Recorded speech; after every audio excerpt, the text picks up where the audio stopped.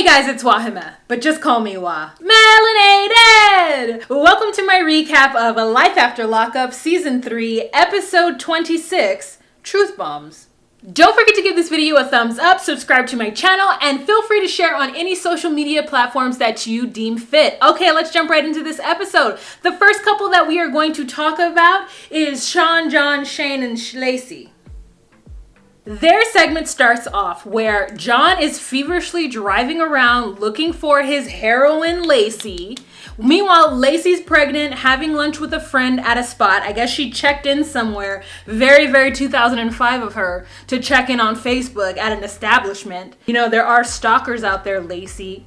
So she checks in to this establishment. John sees that on Facebook and he goes to that establishment and is like hanging out outside, wondering if he should go in to see if Lacey's in there because she hasn't responded to his text message in 24 hours. Meanwhile, we've got Shane with his father-in-law, Lacey's father, and they're going golfing. Golfing is a rich person's sport, in my opinion.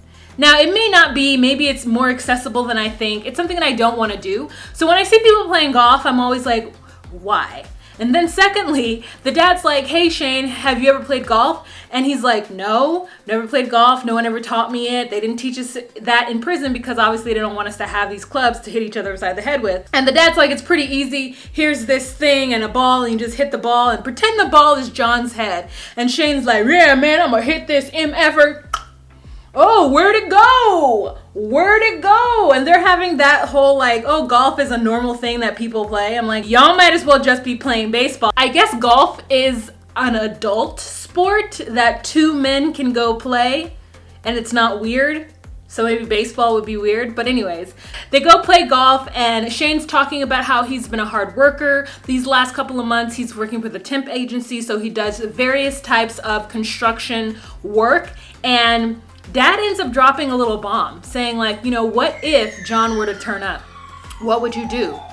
Because I heard that he might be out. And Shane's like, who told you he might be out? And the dad's like, I might have heard it from Lacey. And Shane's like, well, I thought me and Lacey were in a good place, but the fact that she hid this from me concerns me and makes me feel like maybe we're not in a good place. Now, Lacey, meanwhile, is with her friend having a conversation about why she hasn't told Shane about it. And you know what? As much as I think she's dumb for even entertaining this or having John's number and not blocking it, the fact is that she doesn't want Shane to get upset and do something crazy. So right now, while John is just text messaging her and it isn't an issue, she's going to ignore it, not tell Shane, and just hope that the matter goes away. Not sort of feed the flame. And her friend agrees with her, and I agree with her, but then I think John is a little bit more crazy than what Lacey is expecting, even though I think Lacey is expecting it because she knows that John can't give her up. They've been on this conversation or this topic of John jumping back in for the last 2 episodes.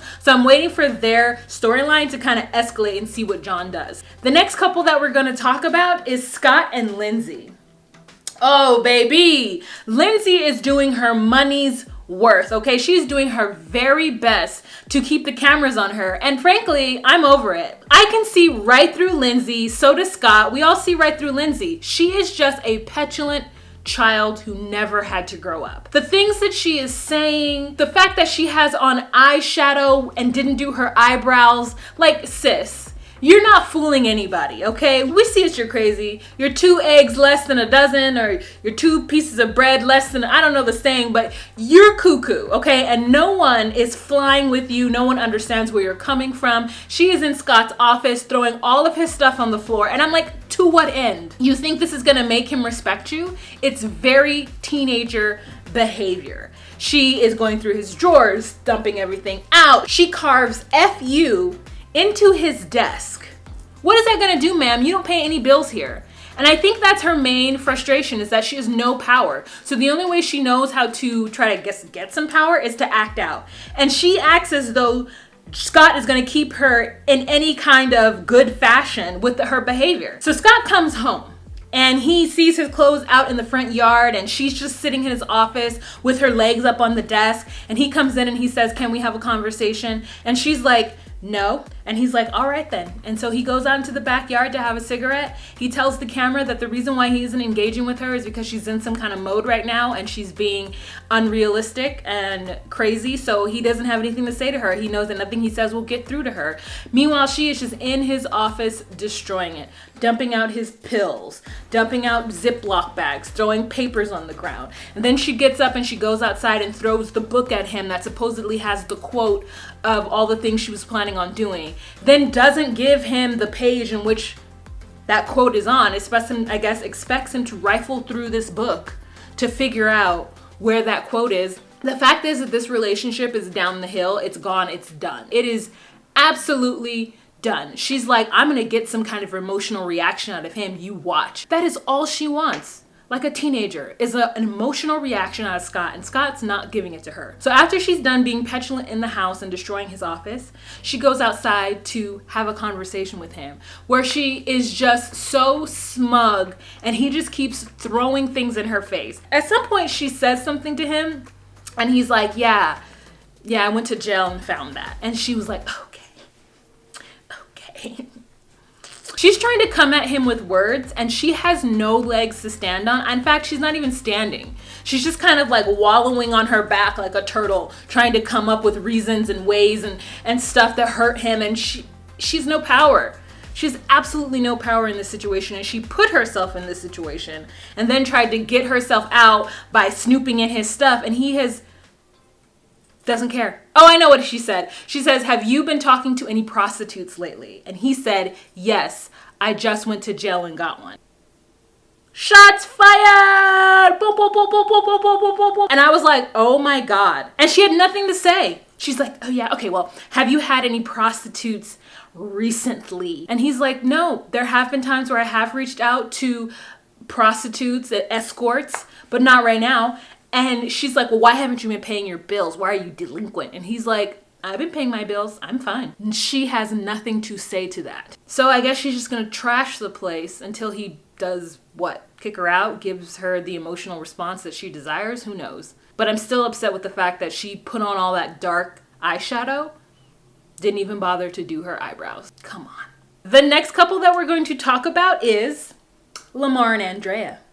This is the next day after the big blow up between Lamar and Andrea over Lamar taking Priscilla to see Shantae without telling Andrea, and then having Priscilla keep that secret from her mother. Andrea decides she's going to pack up all her kids and go to a hotel because she doesn't want to be around Lamar anymore.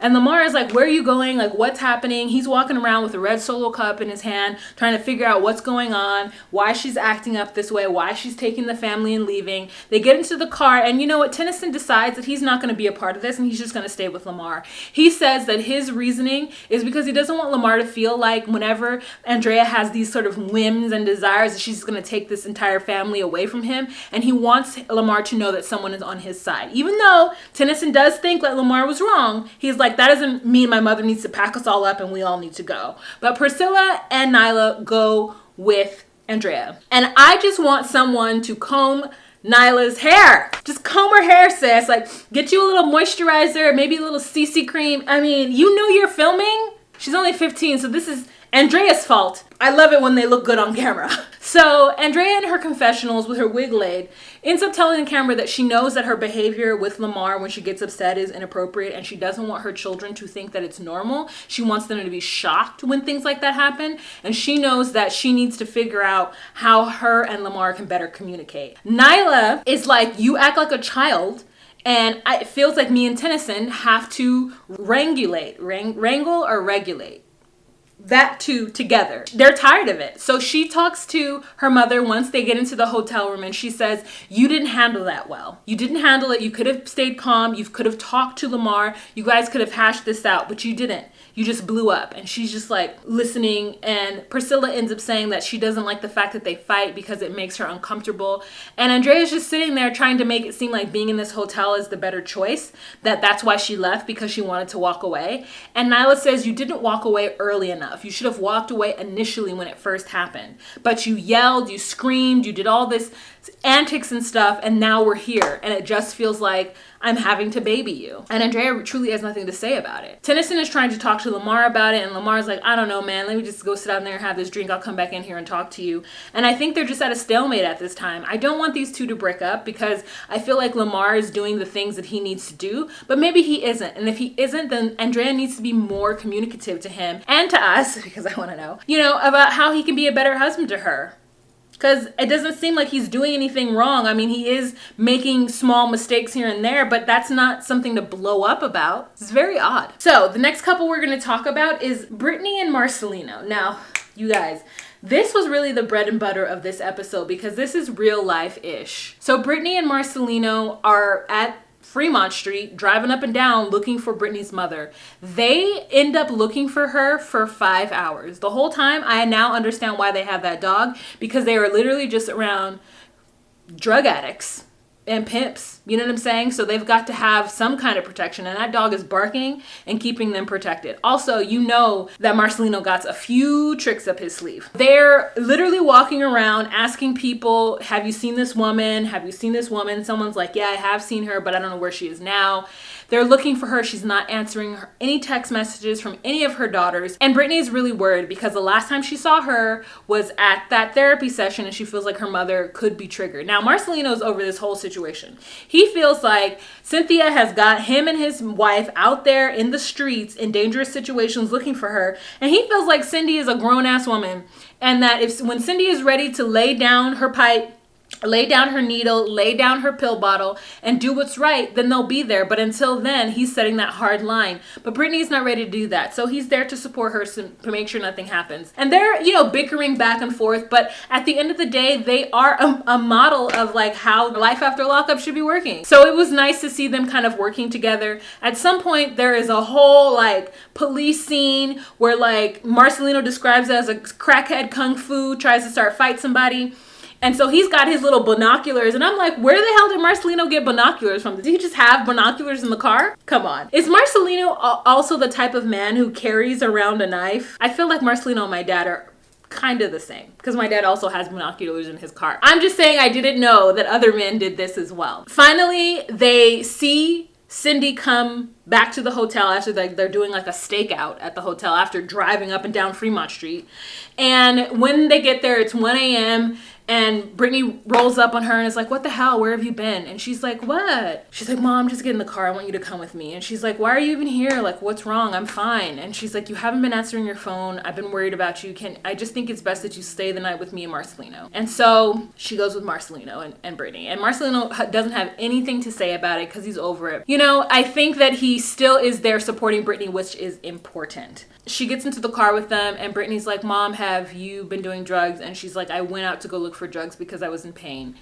And Brittany's like, okay, well, we'll stop this conversation for now and we'll talk to you in the morning. And Cynthia says that she's really sorry that they were worried about her and they were like out for 5 hours looking for her. So that's where that ends. It's a bummer. It really is. Okay, so the next couple that we're going to talk about is Destiny and Sean.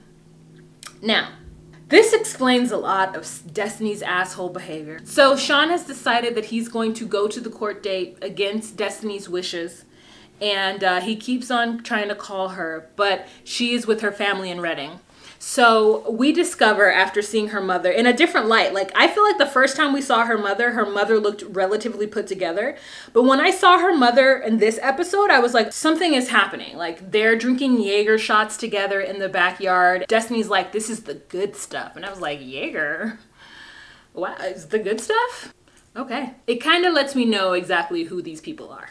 They go inside the house to have a better conversation. Then Destiny starts to talk about why she is, how she is, and who she is. And it turns out that Destiny was being raped by her uncle for very many years. At the age of either 13 or 15, she finally said something about it, and she testified against him in court and put him to jail for 25 years. And so that's why she's been like using drugs and is a horrible asshole. She's had a lot of trauma that she never dealt with. I feel for her. I get it now. And her mother is like, crying, and she's like, I just want you to be healthy, and I'm really sorry for the role that I played in that, because her mother was a drug addict when she was little, and Destiny is a drug addict, and it's just kind of like it's a cycle. And they want Destiny to be better because they realize that she's gone through so much. How can you force someone to do something, right? And so the mother's just like, I need you to turn yourself in tomorrow. You never know what's going to happen. And she's like, I can't think about going to prison for 7 more years. Like,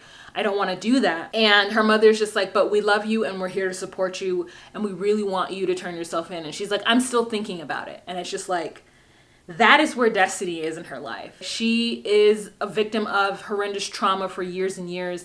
And she says that if she hadn't have had that trauma so early on in life, if the things that happened in her life hadn't happened, then she might be a different person. But this is where she's at right now. And I'm just like, I bet you Sean doesn't know any of that. And he invested in this person who is just messed up and can't give him anything. Nor his 6 kids. Sean is a fool. He's an absolute fool. So I feel bad for Destiny. I mean, she's still an adult and she still knows right from wrong. And she still knows that she's shitting on Sean like crazy. But it gives more perspective and it just is so sad to hear. Woman to woman, it's really sad to hear that she's had this trauma in her life. So then we have a little weird scene where Destiny goes to an astrologer in the park and she starts to like flip over tarot cards and talk about, what that could mean. And Destiny's like, yeah, you're right. When I met Sean, I thought he was a prince and he turned out not to be that. And sometimes I get so angry with him that I like punch him in his face. And the tarot card reader's like, oh, that could definitely be what the sword is for. And then we have over here, we have like a cage and she's like, oh yes, I might be going back to prison for 7 years. And the person's like, yeah, okay. So it's just like this little segment where Destiny is like throwing all of her like life experience at this poor tarot card reader who I'm pretty sure knows nothing about Destiny and her past and surely cannot predict her future. But Destiny's like, I love astrology. Just like, oh, okay. Okay, so the very last couple that we're going to talk about, which is the most frustrating couple, is Mike and Sarah. Oh my God. Oh my God. Where is it? So I finally checked my P.O. box after a year, just about, and I got this amazing, lovely card. And I want to thank you so much, Megan, not Markle, and also Megan, not Mike's Megan, another Megan, as she put here, Megan, not Markle or Michaels. I thank you so much, Megan, for this card. It's so beautiful. I love it. And I'm sad I didn't see it. No, I'm not sad. I'm grateful. Thank you so much. This was amazing. I opened up my P.O. box and I was like, oh my God, someone sent me something. I never get anything. And yeah, so happy holidays to you, Megan. Happy New Year to you and your family. And I wish the best for you. And I want to thank you for your kind words in this card. I want to thank you so much. And the other thing you gave me in this card too. Thank you, girl.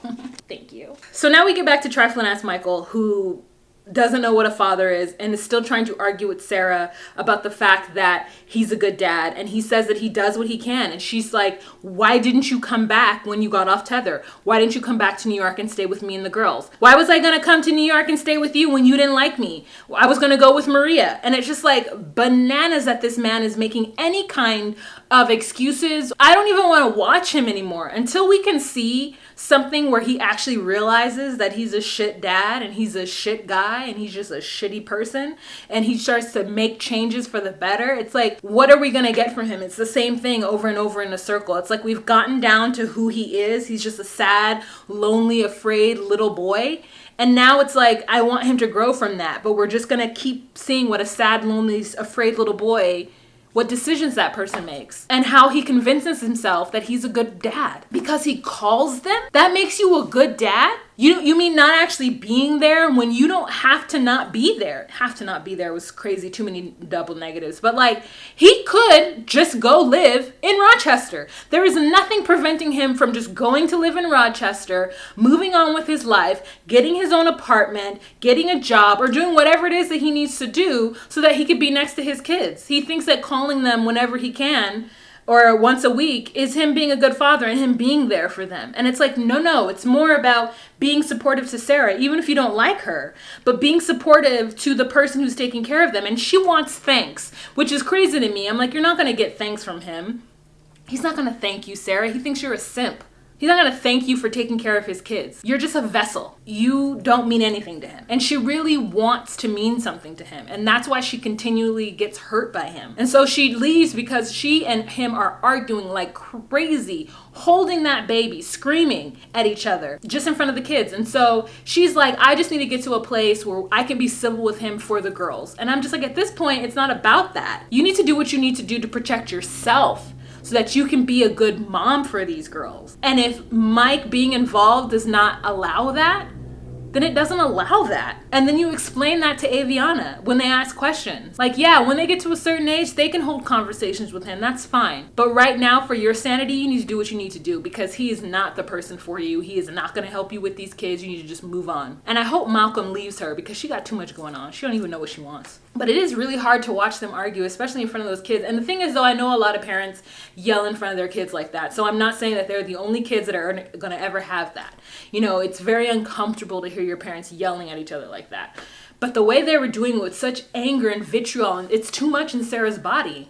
You know, just woman to woman, girl. Like, you gotta just like relax, relate, release, and let that go. And don't just move on to somebody else, but fix what's broken in you, to where that you are going to look at this bat, vampire, soul-sucking, ugly-ass Negro and be like, I really want him to be a part of the family. I'm so excited that he can come and talk to me about his feelings. I want him to be able to communicate with me. Girl, stop trying to be a captain and move on. All right, you guys, so that is the end of this episode. Let's have a kiki and a conversation down in the comment section and let me know what you thought of this episode. Are you almost getting tired of it? I feel like nothing new or exciting has happened. Like the last couple of episodes, I mean, honestly, Brittany and Marcelino have been holding it down. I need for these other storylines to pick it up. You know what I'm saying? Pick it up. Have a fantastic week, you guys, and remember to be you, be true, and find your place. Bye.